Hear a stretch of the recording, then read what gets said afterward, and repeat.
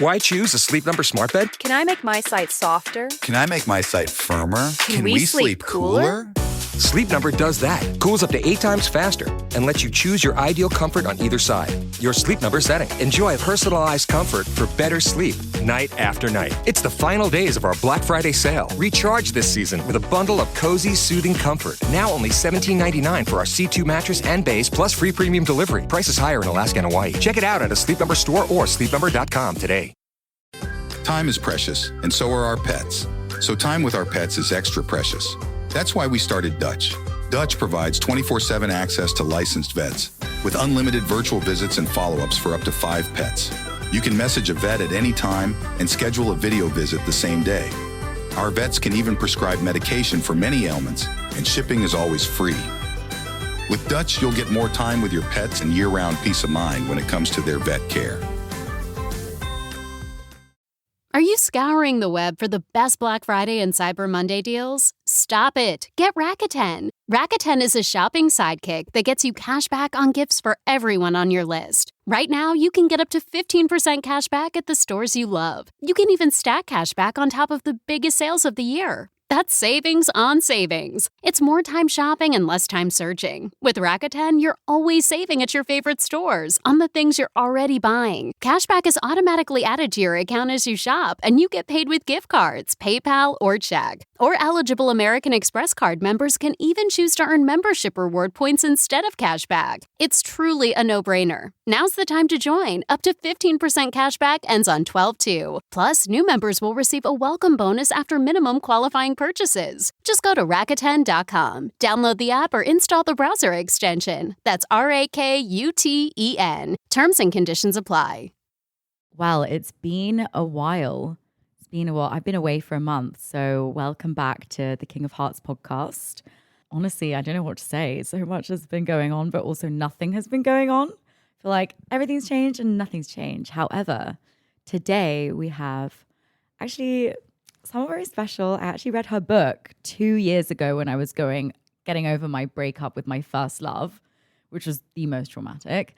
So I'm so excited to bring on the pod today Chidera. She's the best-selling Sunday Times author of How to Get Over a Boy. And now you've just got a new book that's coming out, or has it already come out? It's called Pocket Power from the Slumflower. That came out in November last year. And this is my first book that you're holding called What a Time to Be Alone, which is the Sunday Times #1 bestseller. And you know what? It's crazy how the universe just puts things in your hands. Like, I need to learn to be alone.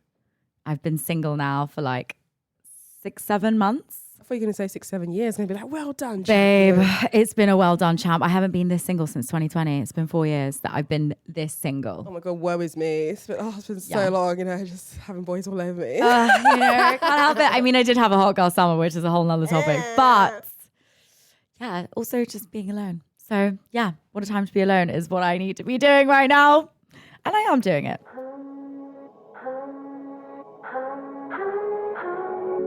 If you love me, let me fly away.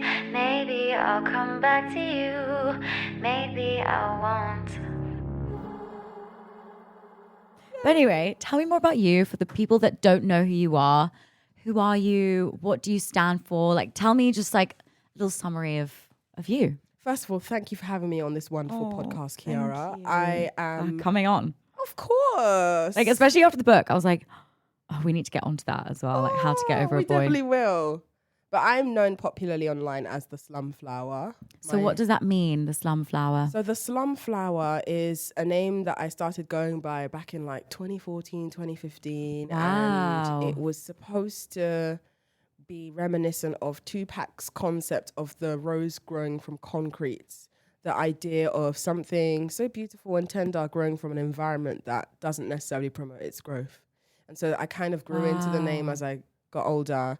And now I am known as outside of being a Sunday Times #1 bestselling author, I am Slay. I have a podcast called The Slumflower Hour, which I like to describe as a domain for disobedient women who date men. Yes, I encourage Do you date women. men? Unfortunately, I do. Me too. Yeah. I know. Yes. It's a not good difficult for times. you. I know it's not. It's actually quite damaging. It's like having and a sugar traumatic. addiction. It is. Dentists do not recommend. But you want it so badly. You want it, yeah. Yeah, So every I day. teach women to be more selfish with their approach to dating men. The men hate my podcast. The women love my podcast. Men hate me as well. Men hate you. What have you Yeah. ever done? I'm sorry. I've not seen you do anything that's hateable. But like honestly, I just feel like 90% of my audience is women. Okay, And then the so- men that do comment are like, oh, what does she even know about anything to do with dating? Like she is just like this. They call me a whore. They call me gold Wait, digger. they call you a whore? Yeah, they call me a whore. Wait, but in order to be a whore, you have to have sex. So slay. Exactly. Exactly. But we all have sex. So Exactly. Your mom's a whore. Exactly. And unfortunately, she missed her period because of you. Thank you. Anyway. Anyway. On to more pressing matters. Yeah. So I use my platform as a site to encourage women to be more bold, more selfish, and I give women literal tools and tactics on how to talk to men to get more of what you want. Wow. The main reason men hate my podcast is because I encourage women to date men who have money. And a lot of men don't like that because they obviously feel excluded, which is the whole point, because we're not for everyone. And I think certain people should be excluded from certain things until they're able to rise to a level where they deserve it and can afford to sustain it. Yeah, well, it's the men that call women gold diggers, the ones that don't have any gold. Right. And I think To that's dig. quite a fascinating concept because men normally approach you and then they accuse you of digging when actually they're the ones digging for a mother, an emotional support, Or someone in to help them with awful their bills. social status as well. Definitely for that, me, the clout. Yeah. personally. Oh my God, you must deal with that then, like Yeah. having a high profile. Yeah, they say, like one ex called me a gold digger. And I was like, babe, I literally take you on brand trips and take you to premieres and get you loads of free stuff. So who's So the what gold did you digger? dig then if he's the one who left with more than he came with? Oh, yeah. That's the tea. But yeah, this is why I do the work I do, because there are so many women who are getting caught up in the firing line of feeling like they need to prove and explain themselves to men. They feel like this gold digger trope is something that they have to constantly defend themselves against when, in my opinion, you owe men no explanation. Men should consider themselves lucky that you might even see them as a possible target for gold digging, because that would imply that they have gold. So it's a compliment if I see you as somebody that I would possibly want to exploit for your materials. But luckily for most men, they don't have any materials to exploit. So Do you know what's funny though? It's like, you know, I was on this like women's retreat on the weekend, and we were talking about the patriarchy, and I mentioned the patriarchy in one of my Instagram posts, and they were like, of course she has to bring up the patriarchy, and I'm just like, bro, just chill. But the point I was making was we've grown up in a patriarchy as women in a society where we are at a disadvantage to men. And I'm so sorry. If you really genuinely don't believe that's true, you need to go and fact check yourself. Just look everything, men just have more power than women, technically speaking in society, and everything is to their advantage. So if I myself can make more money than you at a disadvantage in society, what are you doing with your life? what was you doing with all that privilege? Yeah, Clearly. exactly. You were sitting at home smoking weed on the couch every day. while you was out making moves. Exactly. I was out making moves. And then they blame me. And they're like, and then, I've also met some other men, not strong even, but wealthy men that they'll say, oh, I'd never date you, Chiara, because you're too strong and independent. And I couldn't. And I can't break you. I can't date you because you threaten my sense of identity. You threaten my ego. Yeah. Oh, you can't pretend to be frail and dainty for me. They want an because- accessory. They want a and they little want someone who feminine. will find it hard to leave. They want You someone would to be able to manipulate. leave. Yeah. Right, because what men value, especially the ones who are insecure, is first of all, you'd be a perfect target because it's more satisfying to break a strong woman than to break a woman who says, hey, please break me. I will cook and clean. Yeah. They don't and like at first that. they'll say, oh, I love a strong independent woman. But not later down the line, they don't. Also, I do find it a bit weird when men are like, oh, I love when a woman is independent, because independence normally means, you can wipe your bum by yourself. You can brush your own teeth, make your own food. It's a bit weird to say you like a woman who's independent, because that implies then that there are women who are not independent. But they don't like a woman that's independent. No, clearly not. A lot of men actually like to like do everything, and like I do have an ex-boyfriend who would just like cook for me, do everything for me, pick me up like I was a baby. And after a while, it felt controlling. And I was like, shit, I'm in a cage now, and I don't know how to leave.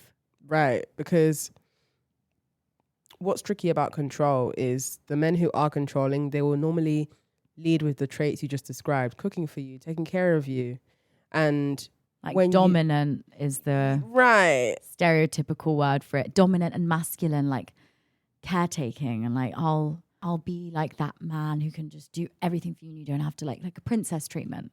That's why for me it's like I'm a bit scared of princess treatment now. What scares you the most about princess treatment? Because I've had princess treatment in brackets in the past, and that princess treatment has been disguised as control. Yeah, and I think what's really fascinating about princess treatment is when we look at depictions of princesses, they aren't women who necessarily advocate for themselves. We don't really see them pushing back unless they're literally Mulan. But then Mulan wasn't really given that princess storyline. She spent her whole life fighting, unfortunately for her. For me, where my work comes in is I try to encourage women to strike a balance by using more of their voice. So it's totally okay to want a guy who's going to give you princess treatment, but you need to recognize when that princess treatment is turning into control. Yeah, how do you know?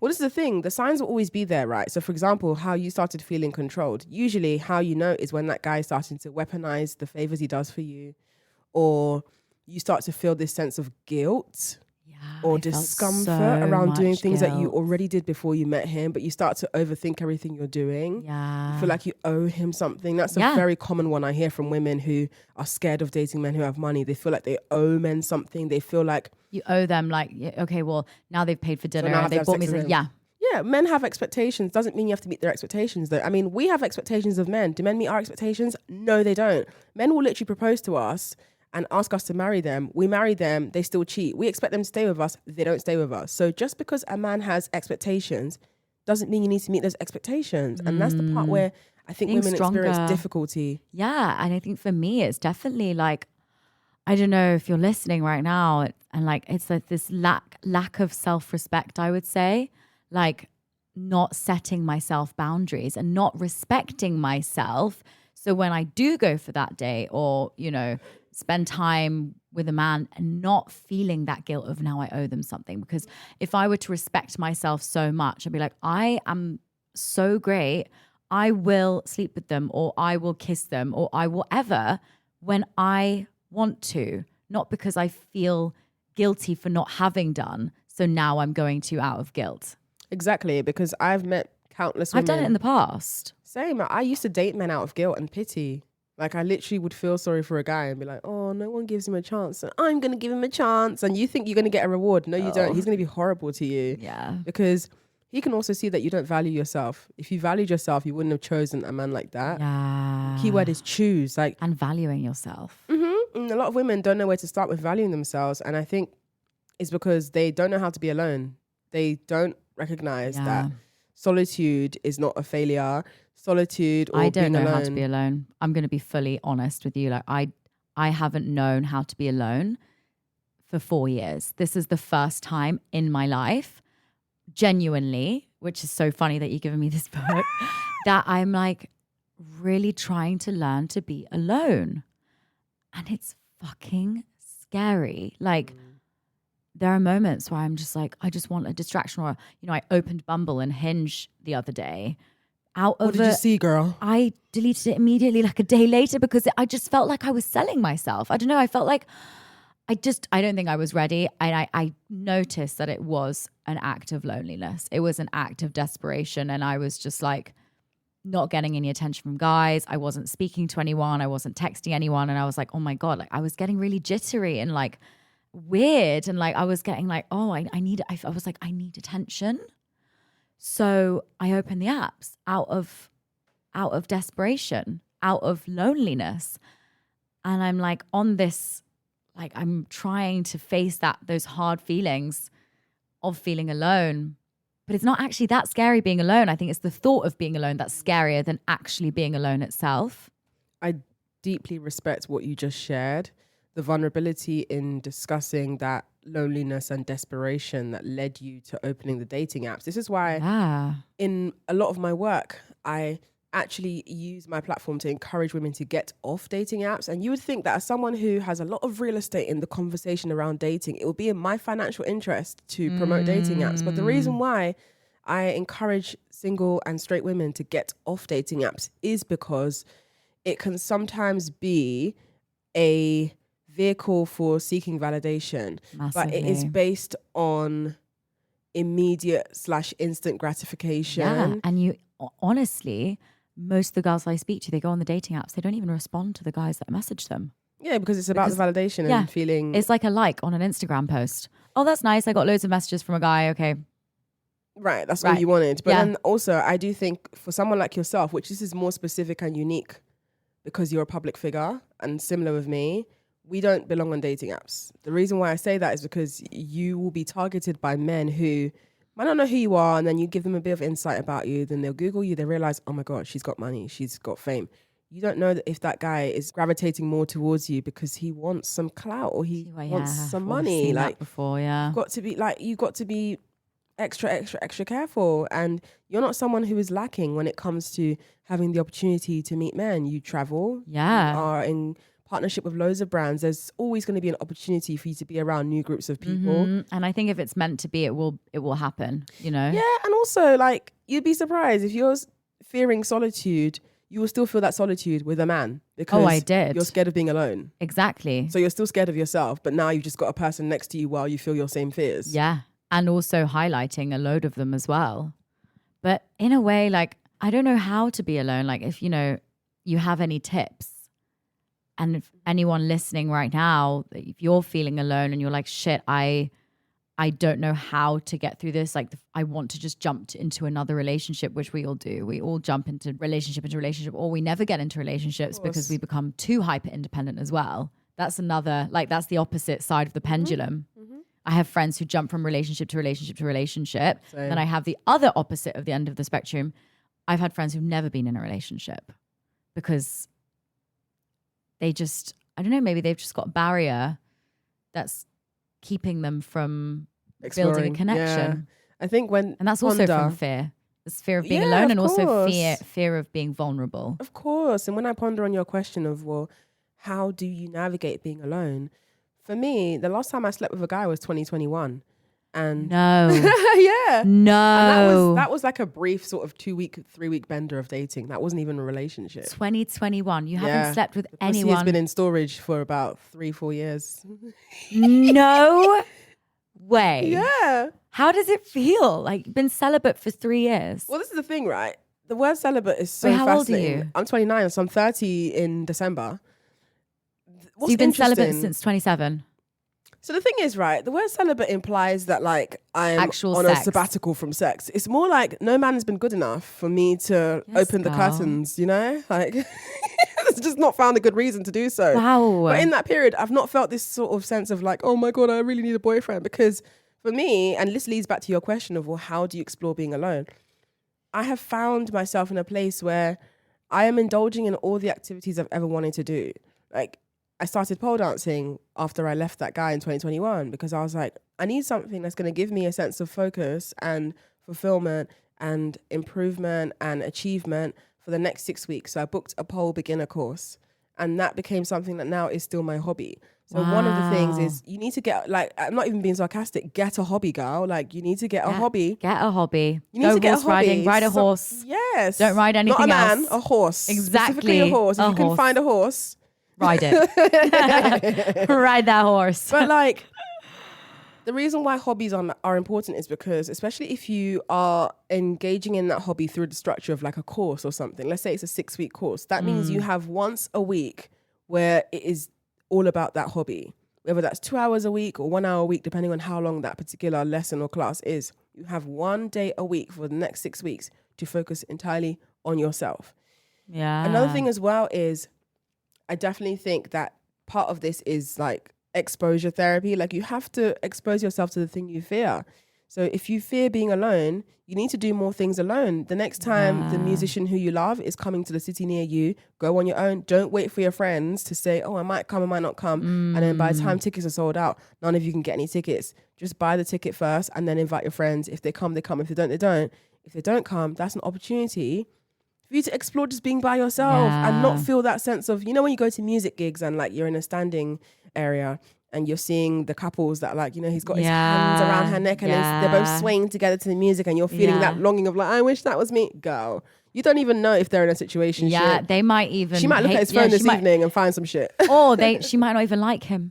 She might not even like him. Bad. They might not even like each other. Yeah. They're both just in each other's coasting journey of avoiding being alone. Exactly. You just don't know that because they're an aesthetic couple. We're just going to take a pause there and we'll be back after this break. I was on holiday in Portugal this summer and I went to this, a friend of mine was playing a concert, he's a DJ at this like really nice like beach club. And my friends, I got there like at 10:30 p.m. and my friends were like an hour and a half late. So for an hour and a half, I was alone in the gig. And at first I was like, you motherfucker, like you fucking got late. I'm on my own here. I'm in a nice fucking outfit. Like on my I own. look sexy as hell. And I was really pissed off. I was like on my period. I was just like, ugh, like you really annoyed me that you're late and I hate lateness already. So for me, like an hour and a half late, I was like, oh my God. But then I got to a point, I was just standing in the crowd and I was like, do you know what? I can either be a bitch right now and I can really just like not enjoy this for the next hour and a half, or I can just let go and just enjoy it and just vibe here on my own. And I ended up having a better time on my own, but whilst waiting for them than when I was actually with them when they came. Fascinating, isn't it? I was you didn't like, die. what was so scary about like being on one? I think I was just, for me, it was being scared of other people judging me being on my own. Which is fascinating as well in itself, because it's like, you'd be so surprised to know that the people who you think are judging you, they don't care. Like some of these people are wondering if the boy's going to text them back. Someone else is wondering if their grandmother's going to make it. Another person has missed their flight. They're just waiting another 4 hours to just let the day pass. Another person is wondering if they're going to pass their exam in the next couple of months. Like, you're not that important to anyone. And I'm not saying that to say that you're not important. It's to actually neutralize everything when you remember, I am not that important. It's not about me. It's not that deep. Therefore, the perception of my solitude doesn't matter. Yeah. Because also you have to think the context of who is perceiving you. Does that person have a relationship with their self where they're comfortable in their solitude? Probably not. Yeah, So not many I'm the kind of of us person, are. I'll be eating on my own in restaurants. I'll be doing my thing. Like, if someone feels sorry for me, that's because of their perception of solitude. That's their own insecurity coming out. Yeah, it's a like, reflection of how they're I actually feeling. like eating on my own because unfortunately when I talk about eating, it gives me gas and I get trapped gas and so I can't finish my food. So it's like, I'd rather eat in silence and then afterwards I'll be like, who wants to hang out? Like, I love that. Right. And I just think that the more a woman is able to be by herself, the better her dating choices will be. Agreed. But Agreed. If Big you time can't get agreed. over that hump, you are literally going to throw away years of your life to men. You're not getting that time back. That's the most important thing I try to remind women of.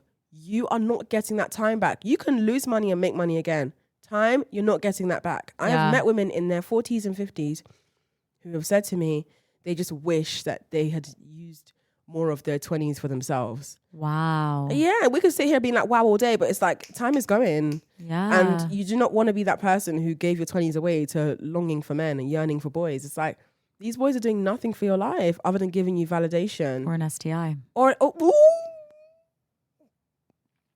a fucking STI. An itchy fanny after all of that. Awful. For what? They pass STIs And then blame it on the woman. Of course they will. So that's why I'm like... Women hold the guilt of that and men just spread it around like wildfire and don't care. All they do care about is, are you on the pill? Oh yeah, of course. No, we don't have to use a condom, but are you on the pill? Because like, I just need to know that I'm not going to get you pregnant. I'm like, yeah. So you don't care about giving me any STIs, but you do they just care want to about feel getting me good. pregnant. Yeah. Right. Right. Because that makes sense. And also they will try and like spin it with some PR and be like, you know, it'll make us be closer. There shouldn't be a plastic layer between us. I can't feel I can't feel anything. Can't feel the energy. Can't feel anything at all. Nothing It's at all. too big, you know? Yeah, clearly. It's too big for the So condom. for that reason, oh yeah, they love that one, isn't it? Speaking of Doesn't meanwhile, fit. the condom is gaping, slipping off. Slipping it. It's literally, you know when they come out and it's like still hanging inside your pussy? Ooh, how do I know that? I don't know. Talking about, oh, it's too tight for me. Good, you'll be fine. At least no babies will be born. No, not unless I want them to be born. Exactly. And I do want them to be born one day, but not with the wrong one. Yeah, because this is the problem I've seen happen with a lot of women as well. Like the man you choose is the father you choose for your Of your children. children. But also the man you choose is the lifestyle you choose. Men will bring you to whatever level they're at. So if you meet a man and he's in a place in his life where he might have money, but he feels really low about himself and he has fallen out of everyone in his family, you're being pulled into that tornado. If you meet a man and he's in a place in his life where he's really confident, he's doing well for himself, you'll be brought to that level too. Yeah. So it's not just about choosing a guy for looks. This is why, again, I try to encourage women, as you get older, you need to prioritize looks less. Because one day, if the looks fade and you're going to feel resentful when the bills all come in and, you know, I'm hearing children's nursery is like £500 per week or something diabolical like that. But it's the not man even can't that. even afford that. It's not even that. He's, They don't make he's you good laugh. looking though. Yeah. It's like you're not dating a man for looks. You're dating a man for him to provide and make your life easier. If he can't do that for you, the bare minimum, what's the man there for? He's a literal key ring on your bag. And what if you are a woman that can already provide for herself? What can that man bring? This is the thing though. He should still provide on top of you providing for yourself. Oh. He needs to bring more because there will always be someone who's got more than what you got. Period. This is what I'm saying though. Like people like us who are able to provide for ourselves, who are successful women, there's this idea that, oh, because we have money, we should just go for a man who doesn't. That's where you mess up. That's where I've seen a lot of women, especially famous women. That's where their story usually goes on the decline. You go for like a toy boy. Yeah, you go for a toy boy. You go for a guy who like, oh yeah, he's got potential. I'm going to help him. Girl, it's a man. Leave him alone. You can't fix You need anyone. to pick a man who will boost you up. Like if you're already on 1 million income and you partner with a guy, partner with someone who's on 5 million. Like it's always onwards and upwards because just like in your career, you're always aiming to go higher, to do more, to dream more. Why in your dating life would that suddenly be different? Why is it that a woman knows how to be ambitious, a go-getter? But then when it comes to men. When it comes to men, you're like, ooh, I'm just going to go for the local man round the corner. Yeah, I don't get it. Local man. That I think it all does really come down to self-esteem though. It does, and no one wants to acknowledge that. Because we live in a world where we're constantly told every day that you need to buy this, you need to wear this, you need to do that in order to be good enough. So we're told every single day, basically, that we're not good enough. So then we basically go into the dating world not feeling good enough either because everything is a reflection of how you feel about yourself. So you're never going to meet a guy who is good enough for you because you don't believe that you can have good enough because you don't feel good enough in yourself. Do you feel good enough? With reflection on my dating record, no, I don't feel good enough. And I think it's really hard to admit that, but it's also like, I know now that I'm aware of it and that I can work on it by what I'm doing now, like being alone. What I'm worried about though, is that I'll meet someone still working on that. But I guess self-love journey never ends. It's always going to be there.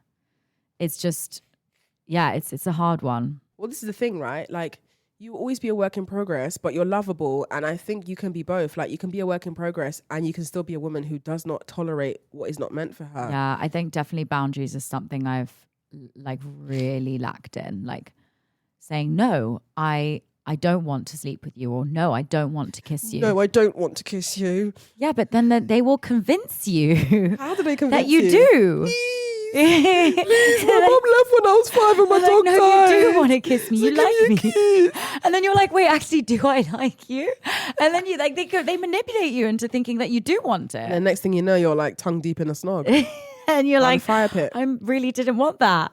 At all. But here I am feeling guilty.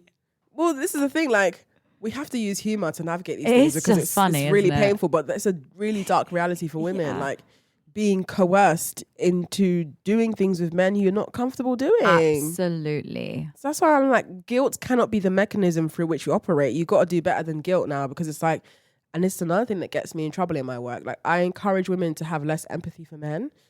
They will be fine. You'll be surprised. But I've seen how a woman's they actually they'll will be fine. A-okay. They drop them on the ground. They will They'll find sort someone themselves else. out. They will find someone else to mooch off of. They will. That's what men do. Once they realize that they've gotten what they can from you, they move on. They're not going to hang around and be like, oh, but I love her, I'm going to hang out. No, they'll move on.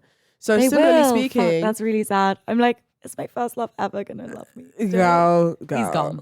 Go. He moved Thank on. God he's moved on, because if you in 5 years Also, I don't think I time- would want to be with him right Literally now. was going to ask you that. If 5 years time, or even now, would you want to be with your first love? Girl, no. Yeah, I've upgraded since then. Myself. I've upgraded myself. Amen. But also, why I say women should have less empathy for men is because our empathy for men can put us in danger. You can see a man who, you know, represents a little broken winged bird. And you're like, oh, he's got a really hard situation going on. Let me just help him. I'm going to motivate Why him. do we do that? Next thing you know, this man's an abuser. You're roped in, or you're hiding money or drugs for him. You're in some next situation. You're going to jail for this man. Girl, how do we get here? Because of your empathy. So you have to train yourself out of feeling sorry for men by recognizing this man has a sob story, so I'm going to pray for him and wish him all the vibes. That is But the I most won't be a can do. part of that. I cannot be a part of that. When you get your shit It's gonna together, it's going to come. drag you down. But then, Yes. they can also disguise their life as actually being amazing, and that's when you get trapped in. So they'll be like, "I'm amazing. I have this. I have that. I'm this like high value man." Which what the fuck does high value even redundant mean? phrase. Sounds like you're lot selling of a men loaf say of that. bread. It's like a very Andrew Tate word. Date of a high value man. A high value man will only be with a woman that's slept with one man in her life, you know? Or a high value man will this and that doesn't go out with women who go out clubbing. Clean. Yeah. You know? I'm not saying this is all men, because some men are really lovely. Like, I definitely think that there's Of course, but they're in two the sides. minority, and that's the problem.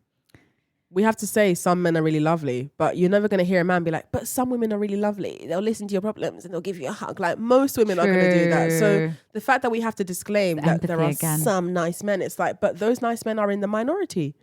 What are they doing about the world? They're just being like, oh, I'm a nice guy.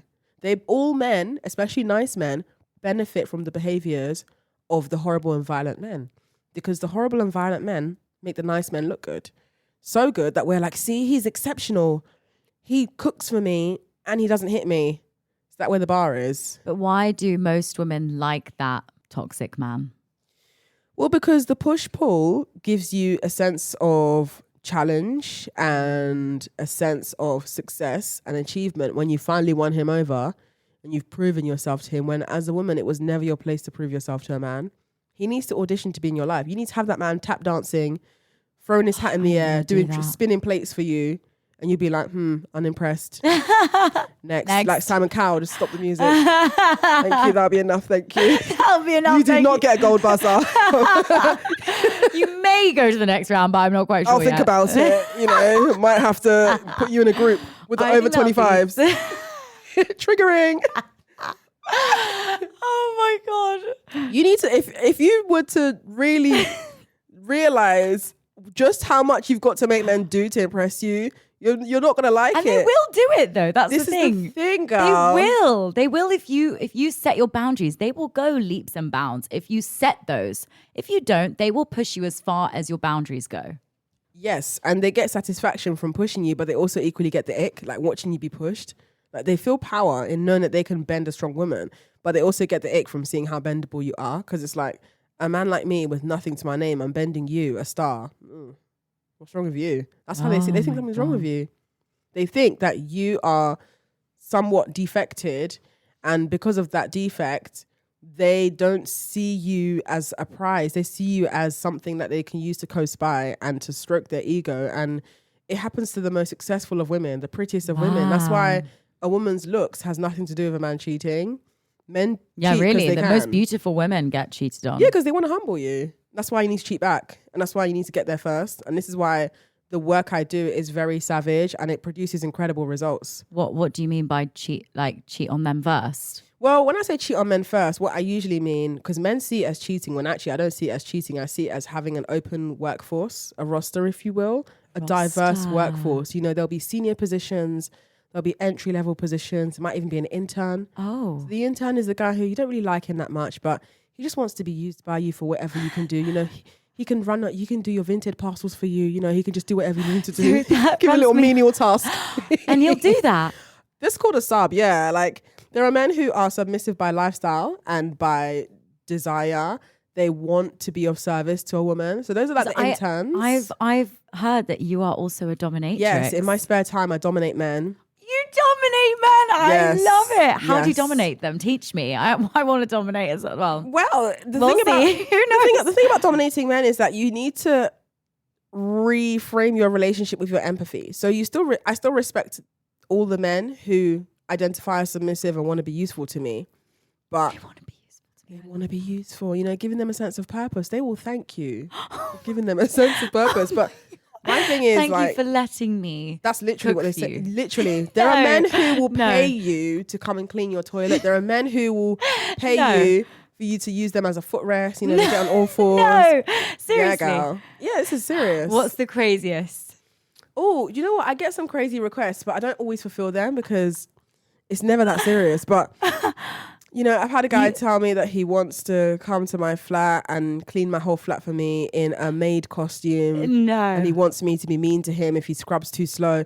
The only reason why I'm not interested in that is because I don't want somebody in my house. And secondly, it's like, I'm so anal about cleaning that I will get more angry from telling him you're not cleaning that properly. Yeah. Like, this is supposed to be enjoyable for me. Yeah. Like, it can't be a I tense would definitely environment. enjoy a man cleaning my house Right. in a maid Especially- outfit. I actually would enjoy that. But also, aside from the joke, like, dominating men's about psychology. It's all about the mental play and reinforcing the idea that you are superior to men. You're better than men. And they like because that. Men exist because of you. Yeah, Yeah, like, they came out of our you womb. come out of exactly. So imagine something coming out of you. It's like a fucking piece of discharge talking back to we you. are Like, the universe. Excuse me. Like, You're discharge that grew legs. That don't remember where you came from. Let's not get carried away because I was nice to you. Let's never forget. That's because I could have chosen to close my legs while you was crowning and could end it all right now. So let's just remember our place here. Yeah. yes. Right. So a man is a piece of discharge. That grew legs. And developed some chromosomes along the way. Yeah, because he was simply a misfit. Some. They're missing a few, clearly. He could have been another. Yeah, because you know, like when you don't fertilize the egg, it just comes out of you as gunk. He could have been that, but you chose to allow him to be fertilized. So he Yes, should thank babe. you. He should. He should thank every woman. Every man should thank their mother. Yes, they should endlessly. Yeah. All women should be bankrolled by men. It's the least they can do. It's called reparations. So what went wrong that we ended up in a patriarchy? Well, obviously, Like, what happened? well, men They felt abused insecure. their power. Yeah. Abuse of power is inevitable when men have that power. Yeah. 'Cause we look at Cleopatra. She was great. And she had to do that thing with her pussy to dominate the empire, you know? And What did she do? well, apparently she overthrew an empire. I think she fucked Julius Caesar. And I know that her coochie was gripping. Like, she definitely knew what she was doing.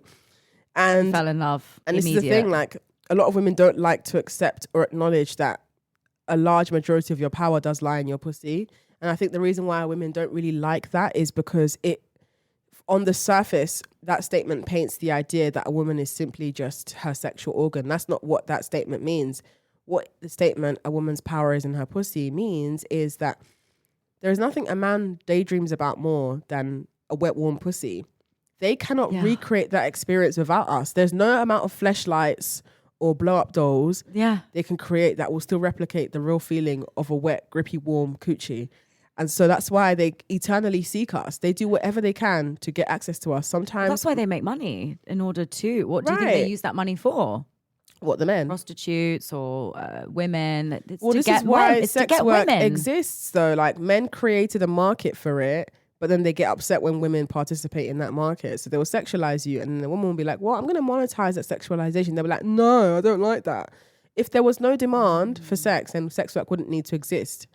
And so Yeah. it's incredibly frustrating seeing sex Such workers a double getting- standard. It will always be a double standard because men are hypocrites, and that's why you They cannot... want the virgin, but then they also want to screw the prostitute on the side.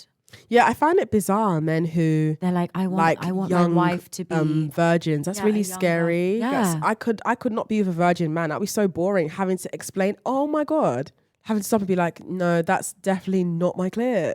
Yeah. That's not even anywhere near my. No, that's my thigh. That's literally my thigh. That's actually a pimple that I need to get looked at. Actually, that's not my You're clip. actually squeezing it.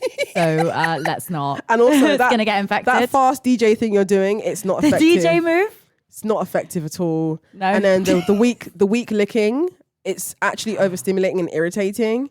I'm counting each lick, and each lick just gets worse. So let's just stop, and should we just watch some new? Yeah, let's just watch something. Yeah, let's not do that. You know, like unsatisfying sex is so unfair to women. It is, yeah, and it happens more than enough time. We're getting like 90% murdered by men, stalked by men, raped by men, and the least we can get is an orgasm. They still won't give us that. Yeah, that's why I think you should put the pussy away in storage.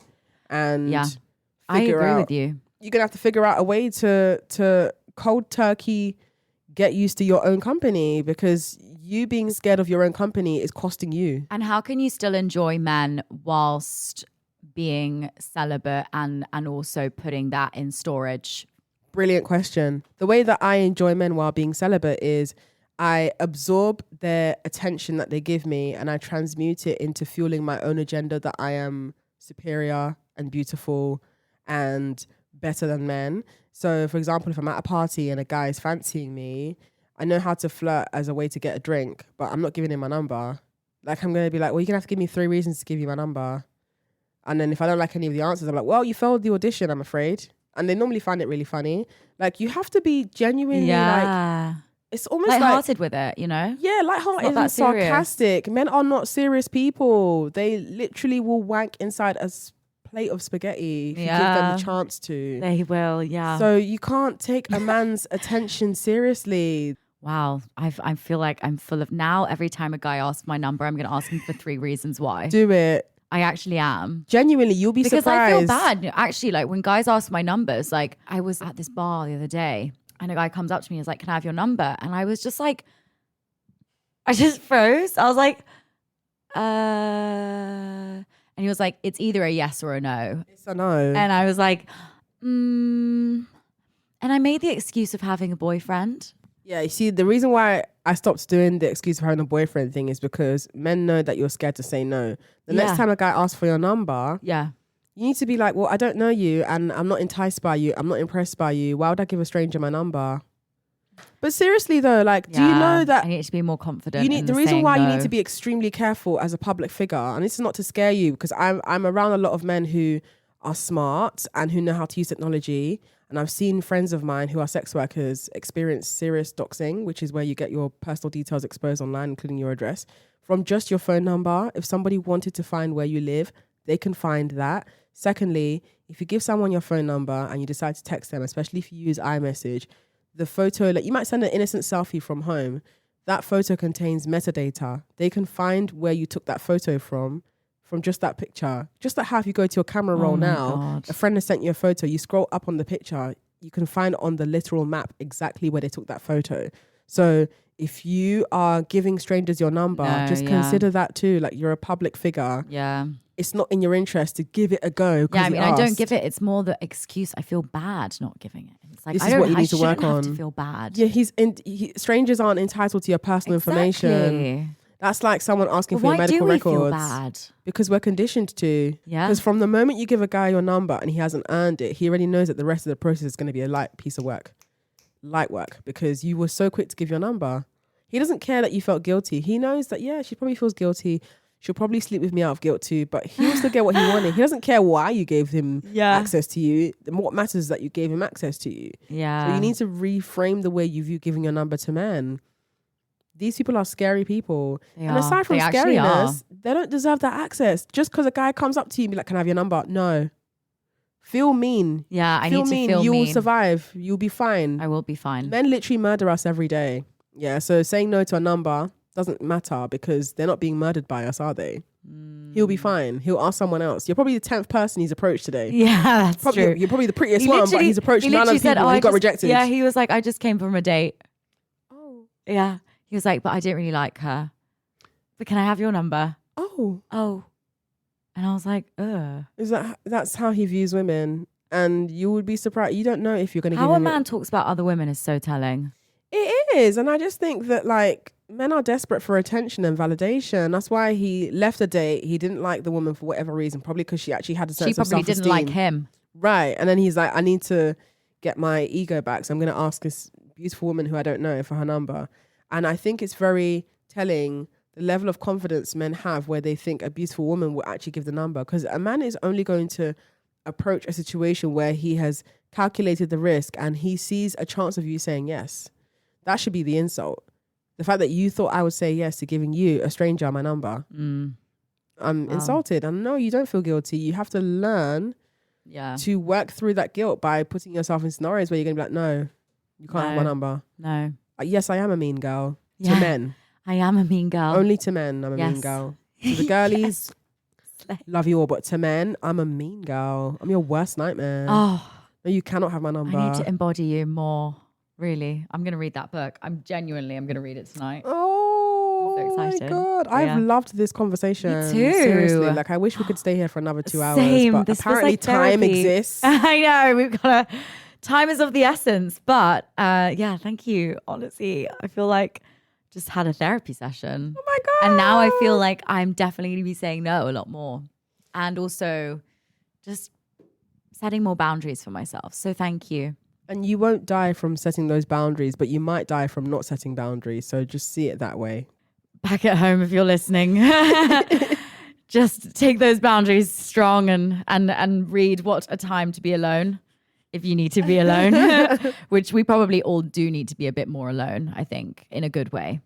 Anyway, I hope you enjoyed this episode. I really did. And if you loved it, give it a thumbs up, follow the pod, subscribe. Of course, follow Chidera. Yes, you can find me online at The Slumflower. Thank you so much, On Chiara, for Instagram, having me. Yeah, TikTok. Instagram at The Slumflower, TikTok at The Slumflower. It's just the sunflower. Also, I have a live show happening in October. I sold out night 1, October 26th. At Leicester Square Theatre, and I'm now doing a second. Of course, you can come. I just put you on the guest list. I'm doing a second night, October 27th. Tickets are available now. You can access them via Leicester Square Theatre or just Google search Slumflower Live Show. And you get more of this goodness. Like, I'm so there. I need a bit more of this. But yeah, we'll see you next week on next week's episode. And I love you so much. You are loved. You are safe. You're amazing. And big kiss. Bye. Maybe I won't